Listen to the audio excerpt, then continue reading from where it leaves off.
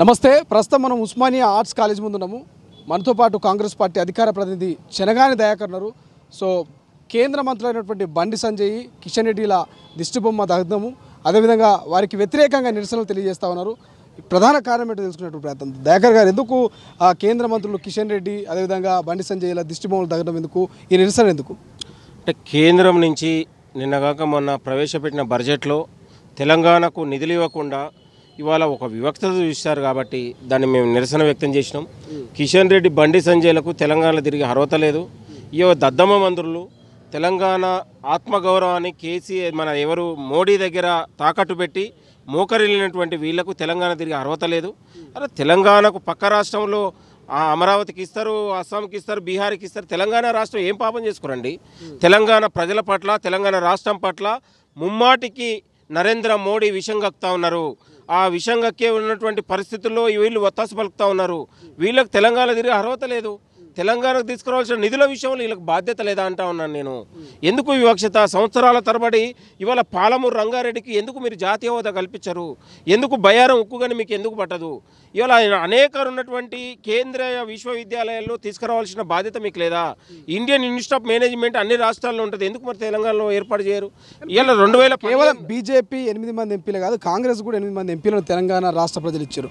So మొత్తం 16 మంది ఎంపీలు ఉన్నారు. అయినప్పటికీ కూడా ఒక్కరు కూడా ప్రశ్నించలేదు అనేది బీఆర్ఎస్ పార్టీ నాయకుల వాదన. దీనికి ఏం చెప్తారు? మీ పార్టీ నాయకులు ఎంపీలు ఉన్నారు కదా. ఇప్పుడు బీఆర్ఎస్కు బాధ్యత లేదా? కేవలం ఎంపీలు ఉంటేనే మాట్లాడతారా? వీళ్ళు నిరసనకు దినవచ్చుగా పోయి ఢిల్లీలో కేసీఆర్ దీక్ష కూర్చోవచ్చుగా. తెలంగాణకు జరిగిన అన్యాయం పైన ఎందుకు మాట్లాడరండి? హరీష్ రావు ఎందుకు మాట్లాడరండి? వీళ్ళు మీరు చెప్పండి, ఎందుకు మాట్లాడరు వీళ్ళు? ముమ్మాటికి ఇవాళ బీజేపీ బీఆర్ఎస్ ఒకటే ఆడుతున్న నాటకం ఈ చదరంగం ఇది. ఇవాళ కాంగ్రెస్ ప్రభుత్వం, కాంగ్రెస్ ప్రజల్లో ఉన్నటువంటి కాంగ్రెస్ ప్రభుత్వానికి వస్తున్నటువంటి ప్రజాదరణను ఓర్చుకోలేకనే ఇవాళ బీజేపీ బీఆర్ఎస్ కుట్రలు చేస్తూ ఉంది. నేను అంటా ఉన్నాను, నరేంద్ర మోడీ గారు ఇవాళ తెలంగాణ అనేది దేశంలో ఒక భాగం కాదా? ఈ దేశ ప్రజల్లో తెలంగాణ కాదా? ఎందుకు మరి వివక్షత చూపిస్తూ ఉన్నారు? ఎందుకు మాట్లాడరు మీరు? ఇవాళ కాంగ్రెస్ ఎంపీలు పెద్ద ఎత్తున పోరాటం చేశారు, నిరసన దిగారు, ఆందోళన దిగుతూ ఉన్నారు. కాకపోతే వాళ్ళు ఒక తెలంగాణ గొంతు నొక్కే ప్రయత్నం చేస్తూ ఉన్నారు. ఇవాళ ముమ్మాటికి ఇది కుట్రనే అంటా ఉన్నాం. ఏ ముఖం పెట్టుకొని వీళ్ళు ప్రజలకు పోతారు? కిషన్ రెడ్డి, బండి సంజయ్లు వీళ్ళకి తెలంగాణ తిరిగి అర్హత ఉందా? అడుగడుగున అడ్డుకునే ప్రయత్నం చేస్తాం వీళ్ళని, అడుగడుగున అడ్డుకుంటాం. తెలంగాణకు రావాల్సిన వాటాన్ని ముమ్మాటికి రావాల్సిందే. అవసరమైతే ఢిల్లీ నరేంద్ర మోడీ పైన యుద్ధం చేస్తామని కూడా ఈ సందర్భం గుర్తు చేస్తూ ఉన్నాం. రఘునందన్ రావు గారు కూడా కామెంట్ చేశారు, చూసిరా? రఘునందన్ రావు గారి కామెంటు, మాజీ ముఖ్యమంత్రి కేసీఆర్, రేవంత్ రెడ్డి గారు ఢిల్లీకి పోండి, జంతర్ మంతర్లో దీక్ష చేయండి అంటున్నారు, నిధులు ఎక్కడ ఇవ్వలేదో తేల్చుకొని అంటున్నారు. రఘునందన్ రావు కామెంట్స్కి ఏం చెప్తారు? రఘునందన్ రావు అనే ఎంపీ కూడా తెలంగాణ గురించి మాట్లాడకుండా మోడీకి మోడీ దగ్గర మోకరిల్లేటట్టే మాట్లాడుతూ ఉన్నారు. వాళ్ళకు ఏంది బీజేపీ రాష్ట్ర అధ్యక్షుడి కోసం ఇవన్నీ నాటకాలు. నిజంగా ప్రజల మీద చిత్తశుద్ధి ఉంటే బడ్జెట్ చదివి తెలంగాణకు రావాల్సిన వాటా గురించి రఘునందన్ రావు మాట్లాడాలి. అది మాట్లాడకుండా నరేంద్ర మోదీ దగ్గర మోకరిల్లి వీళ్ళందరూ బీజేపీ అధ్యక్ష పదవి కోసం పోటీపడి తెలంగాణ ప్రజలకు గొంతు నొక్కుతూ ఉన్నారు. కాబట్టి వీళ్లకు తెలంగాణ ప్రజలు నమ్మరు. ఇలా బీజేపీకి తెలంగాణలో చిప్పకూడి అవుతుంది.